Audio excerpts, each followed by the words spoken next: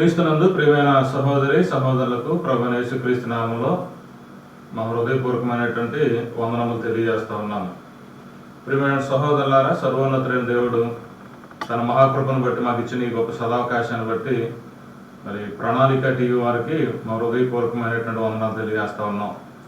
మరి ఇలాగున ప్రణాళిక టీవీ ద్వారా మేము ముందుకు వచ్చి దేవుని యొక్క వాక్యాన్ని అందించడానికి మహోన్నతుడైన దేవుడు మాకు ఇచ్చిన గొప్ప భాగ్యాన్ని బట్టి ఆయనకి కృతజ్ఞతలు చెల్లిస్తూ మరి ఈరోజు మనం దేవుని యొక్క వాక్యాన్ని వినబోతూ ఉన్నటువంటి సంగతులను మనం గమనిద్దాం. ఈరోజు మనం దేవుని యొక్క వాక్యం నుంచి వినేటువంటి సంగతులు ఏవైతే ఉన్నాయో వాటిని తప్పనిసరిగా పరిశుద్ధ గ్రంథాన్ని మీ వద్ద పెట్టుకుని మేము తెలియజేసేటువంటి ప్రతి విషయాన్ని కూడా దేవుడు తన గ్రంథంలో తెలియపరుస్తున్నారా లేదా అనేటువంటిది మీరందరూ పరిశీలనాత్మకంగా చూడాలని మిమ్మల్ని ప్రేమతో కోరుతున్నాను. ప్రియమైన సహోదరులారా, మనం దేవుని యొక్క వాక్యం నుండి వినే విషయాల్ని మనం అనాలోచనగా కాకుండా అర్థం చేసుకుంటూ ఈ కార్యక్రమాలని మరి ప్రోత్సాహకరంగా ఉండేటట్లుగా ప్రోత్సహించాలని మిమ్మల్ని ప్రేమతో కోరుతున్నాను. ఈ సమయంలో దేవుని యొక్క వాక్యాన్ని నుంచి మనం వినబోతున్నటువంటి ఒక అంశాన్ని గురించిన సంగతులు నేను మీకు తెలియజేసే ప్రయత్నం చేస్తాను. ఛానల్ ద్వారా దేవుని యొక్క వాక్యాన్ని వింటున్నటువంటి మీకు మేలు కలగాలని, దైవికమైనటువంటి ఆత్మ సంబంధమైన సంగతులను మీరు మరింత లోతుగా అధ్యయనం చేయడానికి ఈ మాటలు మీకు ఉపయోగకరంగా ఉంటాయని నేను తలస్తా ఉన్నాను. ప్రియమైన సోదరులారా, ఈరోజు మనం వినబోతున్నటువంటి అంశం ఏంటంటే అద్వితీయ సత్యదేవుడు అనేటువంటి అంశాన్ని గురించి కొన్ని విషయాలు నేను మీకు తెలియజేసే ప్రయత్నం చేస్తాను. అద్వితీయ సత్యదేవుడు అనేటువంటి అంశాన్ని నేను మీకు తెలియజేయడానికి ప్రయత్నం చేస్తున్నప్పుడు మనం 3 విషయాలను ఇక్కడ ఆలోచించవలసిన అవసరం ఉంది. ఏంటి అదనంటే, మొట్టమొదటిగా దేవుడు స్వయంభవుడు అనేటువంటి విషయాన్ని మనం గమనించవలసిన వారం. దేవుడు స్వయంభవుడు అని అంటే అర్థం ఏంటంటే తనంతట తాను ఉన్నవాడు అనేటువంటి విషయాన్ని మనం గమనించాలి. అంటే దేవుడే క్రియేటర్, దేవుడే సృష్టికర్త, దేవుని సృజించిన సృష్టికర్త లేడు అనేటువంటి విషయాన్ని మనం గమనించాలి. అంటే దేవుడు స్వయంభవుడు, తనంతట తాను ఉన్నవాడు అనేటువంటి మాటే కాకుండా మరొక విషయం ఏంటంటే దేవుడు మనుషుల చేతులతో చేయబడివాడు కాడు. అంటే దేవుడు ఎలా ఉంటాడు అనేటువంటి సంగతిని మనుషులు తమ చేతులతో చేయడానికి అవకాశం లేని స్థితిలో దేవుడు ఉన్నాడు అనేటువంటి సంగతిని రెండోదిగా మనం గమనించవలసిన అవసరం ఉంది. తర్వాత మూడవది ఏంటంటే దేవుడు తన గురించి తాను మరి ఎలాగూ ప్రజలకి ఇంట్రడ్యూస్ చేసుకున్నాడు, దేవుడు తనను తాను మనుషులకు ఎలా పరిచయం చేసుకున్నారు అనేటువంటి సంగతిని మనం ఆలోచన చేసినప్పుడు మరి నిర్గమకాండము 3వ అధ్యాయంలో మరి మోషే ద్వారా దేవుడు తెలియపరుచినటువంటి సంగతిని మనం గమనించవచ్చు. నిర్గమకాండం 3వ అధ్యాయము 14వ వచనంలో చెప్పిన మాట ఏంటంటే, దేవుడు మోషేని ఎన్నుకొని మోషేని ఇశ్రాయేలు ప్రజల దగ్గరికి పంపిస్తాడు ఐగుప్తు దేశానికి. ఐగుప్తు దేశానికి వెళ్ళినటువంటి మోషే ఇశ్రాయేలు ప్రజలు అడిగినప్పుడు నేను వాళ్ళకి ఏం చెప్పాలి అని అడిగినప్పుడు దేవుడు మోషేతో చెబుతున్నటువంటి సంగతులు మనం చదవచ్చు. 14వ వచనం, అందుకు దేవుడు నేను ఉన్నవాడును అనువాడునై ఉన్నానని మోషేతో చెప్పెను, మరియు ఆయన ఉండుననువాడు మీ యొద్దకు నన్ను పంపినని నీవు ఇశ్రాయేలుతో చెప్పవలనను అని చెప్పాడు. అంటే దేవుడు ఉన్నవాడును అనువాడునై ఉన్నాడు, రెండోది ఉండుననువాడు మీ యొద్దకు నన్ను పంపించాడు అని మోషే ఇశ్రాయేలుకి చెప్పాలి. ఎందుకనంటే మోషే ఇశ్రాయేలు దగ్గరికి వెళ్తున్నాడు ఐగుప్తు దేశానికి. ఐగుప్తు దేశంలో ఇశ్రాయేలు ఫరో బానిసత్వంలో వాళ్ళు మగ్గిపోతా ఉన్నారు. అలాంటి పరిస్థితుల్లో మరి మోషే దేవుడు ఒక నాయకుడిగా ఏర్పాటు చేసుకుని వాళ్ళని తీసుకురావడానికి వెళ్ళినప్పుడు ఇశ్రాయేలు ప్రజలు నిన్ను ఇక్కడ పంపినవాడు ఎవరు, ఆయన పేరేంటి అని అడుగుతారు. అడిగినప్పుడు నేను ఏం చెప్పాలి అని మోషే దేవుని అడిగినప్పుడు ఉండుననువాడు మీ వద్దకు నన్ను పంపించాడు అని చెప్పమని చెప్పేసి మోషేకి దేవుడు చెప్పిన మాట మనం చూస్తున్నాం. అంటే ఈ అంశంలో మనం చూసిన 3 విషయాలు ఏంటంటే దేవుడు స్వయంభవుడు, అంటే తనంతట తాను ఉన్నవాడు, రెండోది మనుషుల చేతులతో చేయబడిన వాడు మాత్రం కాదు, మూడోది ఏంటంటే ఉన్నవాడు అనువాడు లేదా ఉండుననువాడు నన్ను మీ వద్దకు పంపించాడు అని ఆయన చెప్పినటువంటి మాటలు మనం చూడడం జరిగింది. వాక్యంలోకి మనం వెళుతూ ఉన్నప్పుడు మరికొన్ని సంగతుల్ని ఆలోచన చేద్దాం. మొట్టమొదటిగా మనం ఈ అద్వితీయ సత్యదేవుడు అనేటువంటి అంశంలో మనం మొట్టమొదటిగా ఆలోచించవలసినటువంటి సంగతి ఏంటంటే, దేవుని విషయంలో ఈ లోకంలో ఉండే ప్రజలందరూ ఎలాంటి ఆలోచన కలిగి ఉన్నారు, దేవుని విషయంలో లోక ప్రజల యొక్క అభిప్రాయాలు ఎలాగున్నాయి అనేటువంటి సంగతిని మనం ఆలోచించే ప్రయత్నం చేద్దాం. ఎందుకనంటే మనుషుడు ఈ లోకంలో ఏదైనా ఒక విషయాన్ని గురించి తెలుసుకోవాలనుకున్నప్పుడు ఆ విషయాన్ని గురించి అందరూ అభిప్రాయాలు సేకరిస్తాడు. ఉదాహరణకి, మనం ఏదైనా ఒక ప్రాంతంలో రియల్ ఎస్టేట్ బిజినెస్ జరుగుతూ ఉంటే ఆ రియల్ ఎస్టేట్ బిజినెస్ జరుగుతున్నటువంటి విషయాన్ని మరి వార్తాపత్రికల ద్వారానో, టెలివిజన్ ద్వారానో, మరి న్యూస్ ద్వారానో అందరికి అడ్వర్టైజ్మెంట్ జరుగుతూ ఉంటుంది. అలాంటప్పుడు ఆ రియల్ ఎస్టేట్ బిజినెస్ సంబంధించి వస్తున్నటువంటి ఆ ప్రసారాలు అనేటువంటివి ఏవైతే ఉన్నాయో వాటిని విన్నటువంటి వారు దాన్ని కొనుగోలు చేయడానికి ముందుకు వచ్చినప్పుడు ఆ రియల్ ఎస్టేట్ అనేది ఎవరైతే ఏర్పాటు చేశారో అది జెన్యూనా కాదా, పర్ఫెక్టా కాదా, అవునా కాదా అనేటువంటిది వాళ్ళు ఎంక్వైరీ చేసుకుంటారు.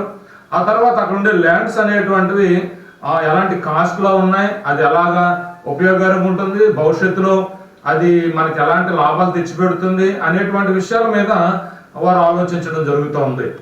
అలాగే ఒక వెహికల్ కొనాలన్నా, ఒక మోటార్ సైకిల్ కొనాలన్నా, ఒక కారు కొనాలన్నా దాన్ని అంతకుముందు కొన్నటువంటి వారు ఎవరైతే ఉన్నారో వాళ్ళ దగ్గరికి వెళ్ళి వాళ్ళు అప్డేట్ తీసుకుంటారు. ఇది ఎలా పనిచేస్తుంది, ఎన్ని కిలోమీటర్లు వస్తుంది, దీని పికప్ ఎలా ఉంది అనేటువంటిది వాళ్ళు అప్డేట్ తీసుకోవడం అనేటువంటి జరుగుతుంది.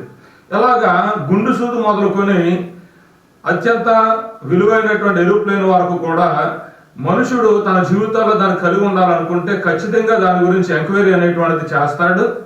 అది నిజమా కాదనేది తెలుసుకుంటాడు. అప్పుడు దానిని కొనాలా వద్దా అనేటువంటిది అతడు నిర్ణయం తీసుకోవడం జరుగుతుంది.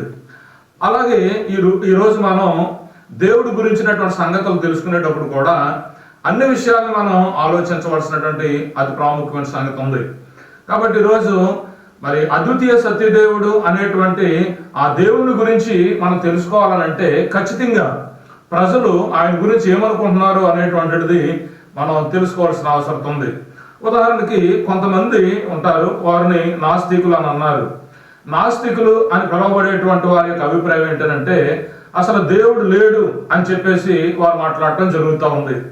అంతేకాకుండా మరికొంతమంది ఉన్నారు, వారు ఎవరనంటే విగ్రహారాధికులు. వీరు ఏం చెప్తారనంటే దేవుడు ఉన్నాడు అని నమ్ముతారు, కానీ దేవుని దేవునిగా వారు మహిమపరచరు. ఆ విషయాన్ని మనం గమనించాలి. మూడోది ఎవరనంటే క్రైస్తవ్యంలో ఉండేటువంటి పలు మతాలకు సంబంధించిన శాఖలు, దానిని ఏమంటారంటే మత శాఖల వారు అని కూడా మనం పిలవడం జరుగుతూ ఉంది. వీరి అభిప్రాయం ఏంటంటే వాళ్ళకి సత్యమైన దేవుడు ఎవరో తెలుసు, కానీ ఆయన్ని సత్యముగా వెంబడించినటువంటి వారే ఈ మత శాఖల వారు అనేటువంటి సంగతిని మనం గమనించాలి. నాలుగోది క్రైస్తవులు అనే వాళ్ళు ఉన్నారు. వీరు ఏం చేస్తారనంటే సత్యదేవుని ఎరిగి ఆయన సత్యముతో వెంబడించడం జరుగుతుంది. అంతేకాకుండా సత్యములో జీవించడం అనేటువంటిది జరుగుతూ ఉంది. అంటే దేవుని విషయంలో లోకములు ఉండేటువంటి 4 గ్రూపుల వారికి సంబంధించిన మనం విషయాలు చూసాం. ఒకటి నాస్తికులు, రెండోది విగ్రహారాధికులు, మూడోది మత శాఖల వారు, నాలుగోది క్రైస్తవులు. వీళ్ళందరూ కూడా దేవుని గురించి వాళ్ళ అభిప్రాయాలని తెలియచేయడం అనేటువంటి జరుగుతూ ఉంది. అయితే అసలు మనము అద్వితీయ సత్య దేవుడైనటువంటి ఆయన్ని అసలు ఎందుకు తెలుసుకోవాలి అనేటువంటి విషయాన్ని కూడా మనం ఆలోచించవలసినటువంటి అవసరత ఉంది. ఈ అద్వితీయ సత్యదేవుడు అయినటువంటి ఆయన్ని మనం ఎందుకు తెలుసుకోవాలి అని మనం ఆలోచన చేసినప్పుడు మహోన్నతుడైనటువంటి దేవుడు ఆయన మనం ఎందుకు తెలుసుకోవాలో అనేటువంటి దాని గురించి మనకి కొన్ని విషయాలను తన గ్రంథంలో తెలియపరిచినట్లుగా మనం గమనిస్తూ ఉంటాం. ఉదాహరణకి 2వ పాయింట్లో మనం చూసేటువంటి సంగతి ఏంటంటే అసలు దేవుని ఎందుకు తెలుసుకోవాలి అనేటువంటి ప్రశ్న చాలా మందికి ఉత్పన్నమయ్యేటువంటి అవకాశం ఉంది. అందుకని మనం అసలు దేవుని ఎందుకు తెలుసుకోవాలి అని ఆలోచన చేద్దాం. ఉదాహరణకి ఈరోజు ప్రపంచంలో ఉండేటువంటి క్రిస్టియానిటీలో దేవుని ఎందుకు తెలుసుకోవాలి అనేటువంటి ప్రశ్నని మనం ఆలోచన చేసినప్పుడు ఒక్కొక్కరు ఒక విధమైనటువంటి ఆలోచన. ఉదాహరణకి కొంతమంది ఎలాంటి ఆలోచన ఇలా ఉండొచ్చు అంటే మా అమ్మాయికి వయసు దాటేస్తుందండి, ఇంకా మ్యారేజ్ కాలేదు అని చెప్తారు. అప్పుడు వాళ్ళకు కొంతమంది ఏం చెప్తారనంటే మీరు ప్రభువుని తెలుసుకోండి, మీ అమ్మాయికి మ్యారేజ్ అవుతుందని చెప్తారు. మరికొంతమంది ఉద్యోగాలు రావట్లేదండి, మా పిల్లలకి చదువుకున్నారు, బాగా ఎడ్యుకేటెడ్ అయ్యారు, ఉద్యోగాలు రావట్లేదండి అని చెప్తారు. అప్పుడు ఎవరో ఒకరు క్రైస్తవులు వాళ్ళకి పరిచయం అయ్యి, మీరు యేసు ప్రభువుని తెలుసుకోండి, దేవుని సన్నిధికి వెళ్ళండి, అప్పుడు దేవుడు మీకు తప్పనిసరి ఉద్యోగాన్ని ఇస్తాడు అని ఇలాగ రకరకాలుగా క్రిస్టియానిటీలో యేసు ప్రభువుని నమ్ముకోవడానికి అనేకమైన దారులను చూపించేటువంటి క్రైస్తవులు మనం చూస్తూ ఉన్నాం. అయితే ప్రియమైన సహోదరులారా, మనం దేవుని ఎందుకు తెలుసుకోవాలి అని అంటే, మనం వివాహాలు చేసుకోవడానికో, లేదా పిల్లలను కనడానికో, లేదా ఉద్యోగాలు సంపాదించడానికో, లేదంటే ఈ లోకంలో ఆస్తి ఐశ్వర్యాలు సంపాదించడానికో కాకూడదు మన దేవుని తెలుసుకోవడం అనేది. అసలు దేవుని యొక్క ముఖ్య ఉద్దేశం ఏంటి? ఈ ప్రపంచంలో ప్రజలందరూ కూడా దేవుని తెలుసుకోవాలి అని ఎందుకు కోరుతున్నాడు ఆయన అనేటువంటి సంగతి మనం గమనిస్తే, యోహాను రాసిన సువార్త 17వ అధ్యాయం 3వ వచనంలో ఆయన మనం ఎందుకు తెలుసుకోవాలనేటువంటి సంగతిని ఆయన మనకు తెలియజేశారు. ఒకసారి ఆ విషయాన్ని మనం చదువుదాం. యోహాను సువార్త 17వ అధ్యాయము 3వ వచనంలో, అద్వితీయ సత్యదేవుడు అయిన నిన్నును నీవు పంపిన యేసుక్రీస్తును ఎరుగుటే నిత్య జీవము అని. అంటే దేవుడు మనం ఎందుకు తెలుసుకోవాలట? నిత్య జీవం అనే దాన్ని పొందుకోవడానికి. అంతేగాని లోక సంబంధమైనటువంటి ఉద్యోగాల్ని, లేదా లోక సంబంధమైనటువంటి ఆస్తి ఐశ్వర్యాల్ని, పేరు ప్రఖ్యాతల్ని కలిగి ఉండడానికి అది మనం దేవుని తెలుసుకోవాల్సింది. కానీ ఈ రోజున క్రైస్తవ్యంలో ఉన్నటువంటి ఒక పెద్ద ప్రాబ్లం ఏంటంటే, మీరు దేవుని తెలుసుకోవడానికి లోక సంబంధమైనటువంటి అవసరాలు దేవుడు మీకు తీరుస్తాడు అని ఒక విషయాన్ని క్రియేట్ చేసి, మరి మనిషి యొక్క మానసికమైనటువంటి స్థితిని మీద వాళ్ళు ప్రభావితం చేయడానికి ప్రయత్నం చేస్తూ ఉన్నారు. యాక్చువల్గా ఎవరైనా ఏదైనా ఒక అవసరతలు ఉంటే మీరు ఇలా చేయండి అంటే ఖచ్చితంగా అతని యొక్క అవసరతను బట్టి ఎదుటి వ్యక్తి చెప్పేటట్టుగా చేసేదానికి మనుషులు మానసికంగా ప్రిపేర్ అయిపోయారు. కానీ దేవుని దగ్గరికి వచ్చేటానికి అలా చెప్పడం లేదు. ఎందుకనంటే దేవుని తెలుసుకోవాలనేటువంటి ఆలోచన మానవుడు కలిగి ఉండాలని దేవుడే కోరాడు. అయితే దేవుడు ఎందుకు తెలుసుకోవాలని కోరుతున్నాడు మనుషులందరూ దేవుణ్ణి అంటే, నిత్య జీవం అనేది పొందడానికి. అంటే నిత్యము అనంటే ఎల్లప్పుడూ ఉండేది, జీవము అనంటే దేవుని స్వభావం. సో నిత్యము కూడా దేవుని తెలుసుకున్న తర్వాత దేవుని స్వభావాన్ని మనం కలిగి ఉండడానికి మనం దేవుని తెలుసుకోవాలి. నిత్యము దేవుని స్వభావాన్ని కలిగి జీవిస్తున్నటువంటి మనకి దేవుడు ఏం అనుగ్రహించబోతున్నాడు అని అంటే, నిత్య జీవము అనేటువంటి దాన్ని అనుగ్రహించబోతున్నాడు. ఈ లోకములో ఈ నిత్య జీవం అనేది మనం పొందుకోవడానికి ఖచ్చితంగా మనం దేవుని తెలుసుకోవాల్సినటువంటి అవసరం ఉంది. అంతేకాకుండా యోహాను సువార్త 1వ అధ్యాయాన్ని మనం చూసినప్పుడు ఆయన కొన్ని విషయాలను అక్కడ ఆయన తెలియపరుస్తున్నట్టుగా మనం గమనిస్తూ ఉంటాం. యోహాను సువార్త 1వ అధ్యాయము 3-4 వచనాల్లో మనం చూసినప్పుడు ఇలా మాట్లాడారు. ఆయన ఏమని చెప్తున్నారట? కలిగి ఉన్నదేది ఆయన లేకుండా కలగలేదు, ఆయనలో జీవం ఉండెను, ఆ జీవం మనుషులకు వెలుగై ఉండెను అని చెప్పి మాట్లాడారు. అంటే ఇక్కడ మనం గమనించవలసిన సంగతి ఏంటంటే, ఖచ్చితంగా జీవాన్ని కలిగి దేవుని యొక్క స్వభావాన్ని కలిగి ఉండి క్రీస్తు యొక్క వ్యక్తిత్వాల్లోకి మనం మారడానికి దేవుడు మనకు ఒక చక్కటి అవకాశాన్ని ఇచ్చాడు. అందుకనే క్రీస్తు వలె మనం మారడానికి, దేవునిలో ఎదగడానికి ఖచ్చితంగా మనకి ఏది సహాయపడుతుందని అంటే దేవుని స్వభావం అనేటువంటిది మనకి పనిచేస్తుంది. అందుకని అక్కడ ఆయన అంటున్నాడు, దేవుని స్వభావాన్ని కలిగి ఉంటూ క్రీస్తు వలె మారుతూ దేవుని ఎరిగి తమ జీవితాలు కొనసాగించుకోవడానికి ఖచ్చితంగా ప్రతి మనుషుడు దేవుణ్ణి మరి తెలుసుకోవాల్సినటువంటి అవసరం ఉంది. తర్వాత ఎఫెసీయులకు రాసిన పత్రిక 1వ అధ్యాయం 3వ వచనాన్ని మనం చూసినప్పుడు, దేవుడు క్రీస్తునందు మనకిచ్చినటువంటి గొప్ప ఆశీర్వాదం ఏంటో ఆయన మనకు అక్కడ తెలియపరుస్తూ ఉన్నాడు. మీరు అపోస్తలుడైన పౌలు ఎఫెసీయులకు రాసిన పత్రిక 1వ అధ్యాయము 3వ వచనంలో మనం చూసినప్పుడు, ఆయన క్రీస్తునందు మనకు అనుగ్రహించినటువంటి ఆత్మ సంబంధమైనటువంటి ఆశీర్వాదాల గురించి మాట్లాడారు. అంటే మనం దేవుని ఎందుకు తెలుసుకోవాలి? నెంబర్ 1, ఆయన నిత్య జీవాన్ని అనుగ్రహించేవారు, అందుకని మనం ఆయన తెలుసుకోవాలి. అంతేకాకుండా క్రీస్తు యొక్క వ్యక్తిత్వాన్ని, క్రీస్తు యొక్క స్వారూప్యాన్ని మనం సాధించడానికి దేవుణ్ణి తెలుసుకోవాలి. తర్వాత ఎఫెసీ పత్రిక 1వ అధ్యాయం 3వ వచనం మనం చూసినప్పుడు ఆయన ఏం చెప్తున్నారంటే, మన ప్రభువైన యేసు క్రీస్తు యొక్క తండ్రి యొక్క దేవుడు స్తుతింపబడును గాక, ఆయన క్రీస్తునందు పరలోక విషయములలో ఆత్మ సంబంధమైన ప్రతి ఆశీర్వాదమును మనకు అనుగ్రహించను అని చెప్తున్నారు. అంటే దేవుడు మనం ఎందుకు తెలుసుకోవాలట? భౌతిక సంబంధ ఆశీర్వాదాల కొరకు కాదు. అంటే భౌతిక సంబంధం ఆశీర్వాదాలు అనేటువంటివి దేవుని ఎరిగిన వారికి ఇస్తున్నాడు, దేవుని ఎరగని వారికి ఇస్తున్నాడు. అంటే సూర్యుడు అందరికీ ఉపయోగకరంగా ఉన్నాడు, చంద్రుడు అందరికి ఉపయోగకరంగా ఉన్నాడు, గాలి, నీరు, భూమి, ఆకాశం, అగ్ని ఇవన్నీ కూడా దేవుడు అందరికీ సమృద్ధిగా అనుగ్రహిస్తున్నాడు. అది యూనివర్సల్ గా ఆయన చేసేటువంటి పరిపాలన, విశ్వవ్యాప్తమైనటువంటి దేవుడి పరిపాలన. తన మన అనే భేదం లేకుండా దేవుడు అందరికీ అందించాడు. కానీ దేవుడిని తెలుసుకున్న వాళ్ళకి దేవుడు ఇచ్చే ప్రత్యేకమైన ఆశీర్వాదం ఏంటంటే పరలోకాన్ని స్వతంత్రించుకోవడం, నిత్య జీవాన్ని అనుభవించడం, క్రీస్తు యొక్క స్వరూపాన్ని సాధించడం వల్ల ఆ నిత్య జీవాన్ని సాధించేటువంటి అవకాశాన్ని దేవుడు ఇచ్చాడు.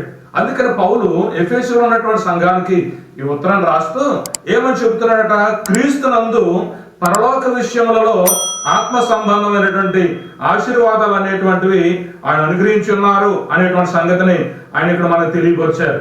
ప్రియమైన సహోదరులారా, పరలోక సంబంధమైన ఆశీర్వాదాలు ఏవైతే ఉన్నాయో వాటిని గురించి మీరు చదువుతున్నట్లయితే 4వ వచనం నుండి సుమారుగా 14వ వచనం వరకు మీరు చూస్తే, అదే ఎఫెసీ పత్రిక 1వ అధ్యాయము 4వ వచనం నుంచి 14వ వచనం వరకు మీరు చూసినట్లయితే అక్కడ క్రీస్తునందు మనకి ఇచ్చినటువంటి ఆశీర్వాదాలు ఏంటంటే కుమారత్వము అనేటువంటి ఆశీర్వాదాన్ని ఇచ్చాడు, పాప క్షమాపణ అనేటువంటి ఆశీర్వాదాన్ని ఇచ్చాడు, నిత్య స్వాస్యము అనేటువంటి ఆశీర్వాదాన్ని ఆయన ఇవ్వటం జరిగింది. ఎలాగున పరలోక సంబంధమైనటువంటి ప్రతి ఆశీర్వాదాన్ని దేవుడు మనకు అనుగ్రహించాడు.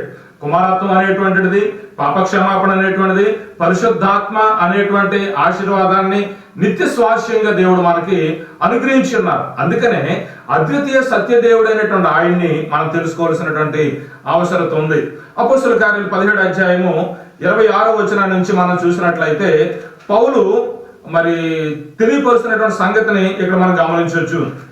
అపోస్తలుల కార్యాలు 17వ అధ్యాయము 26, 27 వచనాల్లో మీరు చూసినట్లయితే అక్కడ తెలియపరచుకున్న సంగతి ఏంటంటే, మరియు యావత్తు భూమి మీద కాపురం ఉండటకు ఆయన ఒకరి నుండి ప్రతి జాతి మనుషులను సృష్టించి వారు ఒకవేళ దేవుని తడవలాడు కొనుగొందరేమో అని తను వెదుకు నిమిత్తము నిర్ణయ కాలములను వారి నివాస స్థలముల యొక్క పొలిమేరలను ఏర్పరచెను.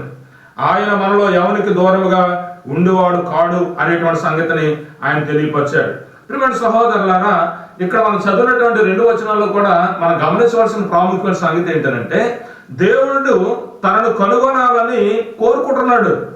అంటే యావత్ ప్రపంచంలో ఉండేటువంటి ప్రతి మనుషుడు కూడా దేవునిని కనుగొనాలి అనేటువంటి విషయాన్ని ఆయన తెలియపరుస్తున్నాడు. అంటే ఖచ్చితంగా ఒకనొక దినానికి దేవుని యొక్క కోరిక, దేవుని యొక్క ఉద్దేశం మానవుల ద్వారా నెరవేర్చబడాలనేదే దేవుని యొక్క ముఖ్య ఉద్దేశం ఉంది. అదేంటంటే ప్రతి మనుషుడు ఆయన కనుగొనాలి. చూడండి, ఈరోజు మనం ఈ ప్రపంచంలో మన కంటికి కనిపించే ప్రతిదీ ఏదైతే ఉందో వాటన్నిటిని కూడా ఎవరో ఒకరు కనుగొన్నటువంటిదే. ఉదాహరణకి ఈరోజు మనం చూస్తున్నటువంటి టీవీలు కానీ, మనం వాడుకున్నటువంటి మొబైల్స్ కానీ, మన నిజ జీవితంలో, మన దైనందిన జీవితంలో ఉపయోగించేటువంటి ఏ వస్తువైనా సరే ఎవరో ఒకరు దానిని కనుగొన్నారు. ఆయన కనుగొనడాన్ని బట్టే ఈ వస్తువులన్నీ మన ముందున్నాయి. అయితే దేవుడు ఏం చెప్తున్నాడు అని అంటే, ఒక మనుషుడు కనుగొనేటువంటి వస్తువుకే అంత వాల్యూ ఉంటే ఆ వస్తువులకి, ఆ వస్తువులు తయారు చేయడానికి అన్ని ఖనిజాలని, అన్ని ఫెసిలిటీస్ని ఏర్పాటు చేసినటువంటి దేవుడు తప్పనిసరిగా ఉన్నాడు అనేటువంటి సంగతిని మనుషులు కనుగొనాలనేటువంటి దేవుని ఉద్దేశం. కాబట్టి ప్రియమైన దేవుని పిల్లలారా, మనం గమనించవలసింది ఏంటంటే దేవుని గురించినటువంటి వాస్తవమైన విషయాలని తెలుసుకోవాలి. ఈరోజు మనుషులు దేవుని గురించినటువంటి విషయాలు తెలుసుకోవడానికి అంత మనసు పెట్టలేకపోవడం గల కారణం ఏంటంటే మన చుట్టూ ఉన్నటువంటి ఈ ప్రాతిమాధ్యాలు ఏవైతే ఉన్నాయో ఇవి మనల్ని దేవుని మీద ఫోకస్ పెట్టేటట్టుగా చేయట్లేదు. అంటే దేవునికి సంబంధించిన విషయాలు అతి కొద్దిగానే ప్రజెంట్ చేయబడతా ఉన్నాయి. దేవుని గురించిన విషయాలు కొద్దిగానే మనుషులకి చేరుతా ఉన్నాయి. అయితే దేవునికి సంబంధించినవి తక్కువగా వెళుతున్నాయి, దానికి భిన్నమైనటువంటివి ఎక్కువగా స్ప్రెడ్ అవుతూ ఉన్నాయి. అందుకని మనుషులు దేవుణ్ణి కనుగొనడానికి చాలా టైం తీసుకుంటున్నారు. కానీ ఈరోజు మనం గమనించవలసింది ఏంటంటే మనకి అత్యంత చేరువలోకి వస్తున్నటువంటి దేవుని యొక్క వాక్యాన్ని తప్పనిసరిగా మనం గుర్తెరగాలి. దేవుని కనుగొనాలనేటువంటి దేవుని యొక్క కోరికను మనం నెరవేర్చవలసినటువంటి అవసరత ఉంది. మత్తయి రాసిన సువార్త 6వ అధ్యాయము 33వ వచనాన్ని మనం చూసినట్లయితే అక్కడ ప్రభువైనటువంటి యేసుక్రీస్తు వారు తెలియపరుస్తున్నటువంటి ఒక ప్రాముఖ్యమైన సంగతిని మనం గమనించవచ్చు. యేసుక్రీస్తు యొక్క జీవితం కూడా ఈ ప్రపంచానికి ఎంతో ఆదర్శంగా నిలబడింది. ఎంతటి ఆదర్శంగా యేసు ప్రభు యొక్క జీవితం మరి మన ముందు ఉందో అనేటువంటి సంగతిని మనం గమనించినట్లయితే, ఆయన జీవించిన జీవితం అంతా ఈ ప్రపంచ మానవులకి ఒక మంచి గొప్ప మాదిరిగా ఉందనేటువంటి సంగతిని మనం గమనించవచ్చు. చూడండి, ఇక్కడ 6వ అధ్యాయము 33వ వచనాన్ని మనం చూసినప్పుడు ఆయన మనకు తెలియజేస్తున్నటువంటి సంగతిని మనం చదువుదాం. చూడండి, కాబట్టి మీరు ఆయన రాజ్యమును నీతిని మొదట వెతుకుడి, అప్పుడు అవన్నీ మీకు అనుగ్రహించబడును అని చెప్తున్నాడు. అంటే మనం దేవుని ఎందుకు తెలుసుకోవాలి, దేవుని ఎందుకు ఎరగాలి మనం అని అంటే, ఇక్కడ ఆయన చెప్తున్నటువంటి మాట ఏంటంటే, మనకు అవసరత కలిగినటువంటిది ఏదైతే ఉందో దానిని మనం పొందుకోవడానికి మనం దేవుని తెలుసుకోవాలి.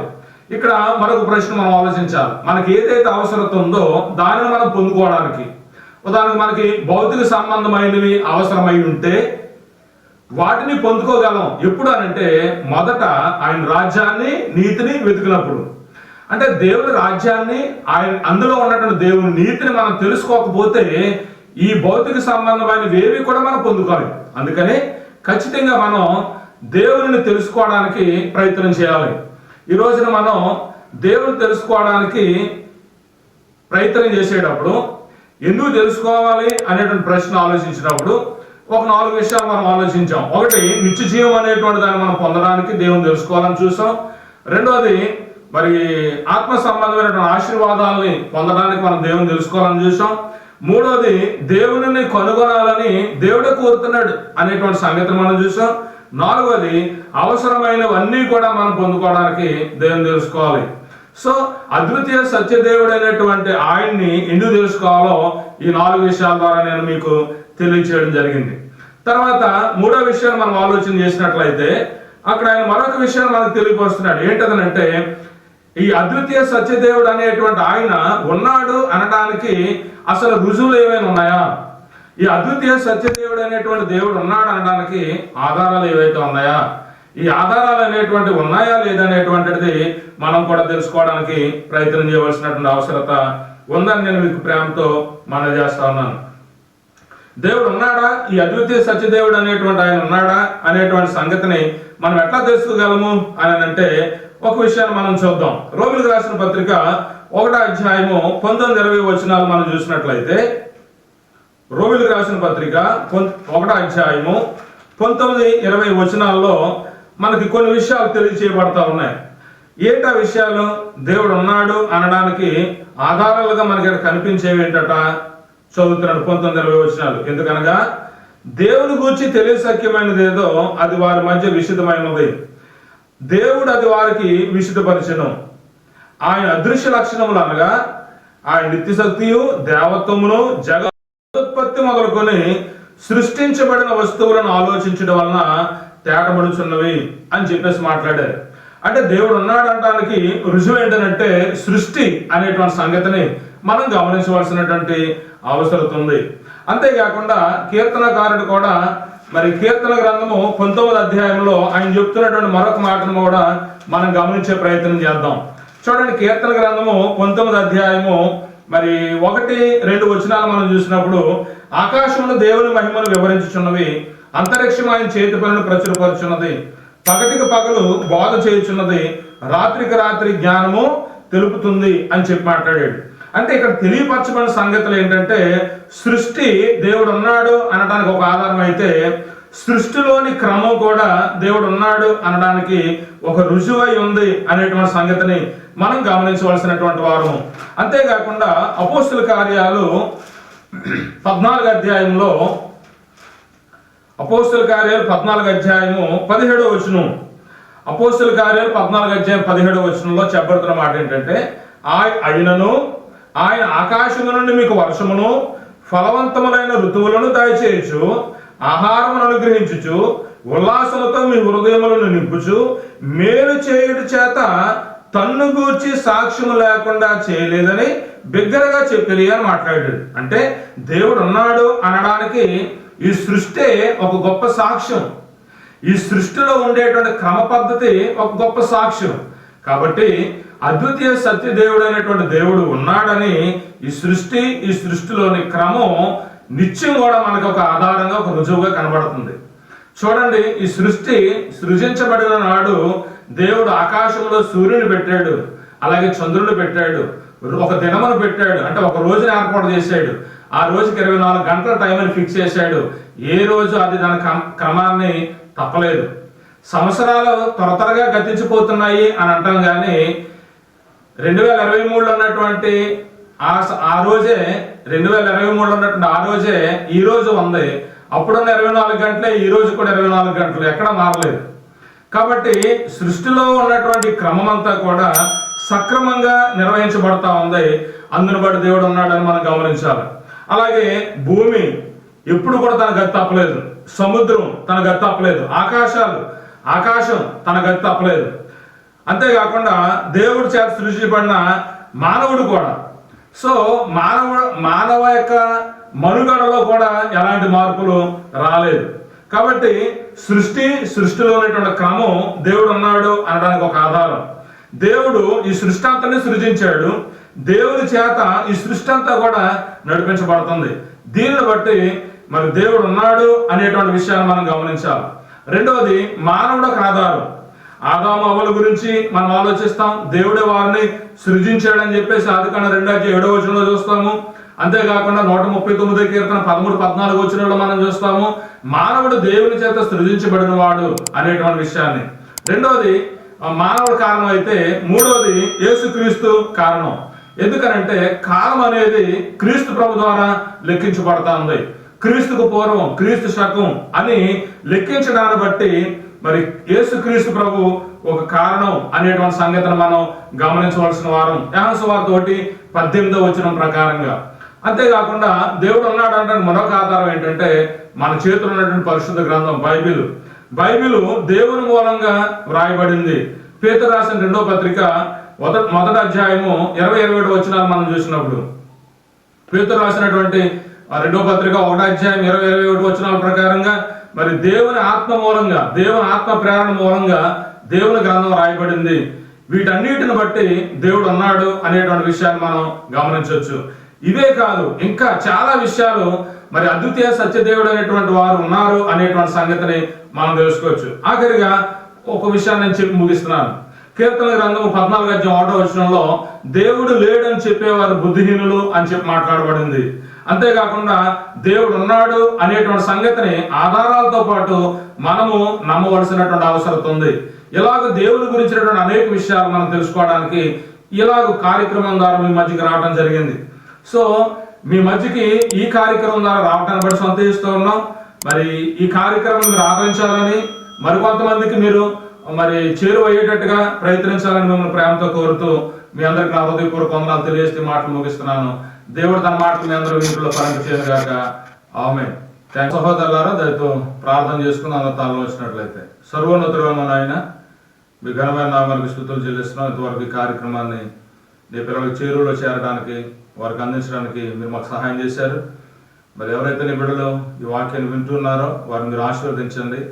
ఆత్మ సంబంధంగా వారు అభివృద్ధి చెందడానికి సహాయం చేయండి. భూ సంబంధమైన పర సంబంధం ప్రతి ఆశీర్వాదాన్ని నీ బిడ్డలు పొందడానికి, నిన్ను గూర్చినటువంటి సత్యాలను, వాస్తవాలను తెలుసుకునే మనసును వారికి అనుగ్రహించమని, మరి వారిని, వారి కుటుంబాలను నీ సన్నిధిలో నిత్యం కాపాడి భద్రపరచమని ప్రభువును రక్షకుడైన యేసుక్రీస్తు నామంలో ఈ ప్రార్థన సమర్పించి వేడుకొంచున్నాం మా పరమ తండ్రి. ఆమేన్. అందరికి వందనాలు. కోత కొరకు దాస జనమునం పుము ఈతరి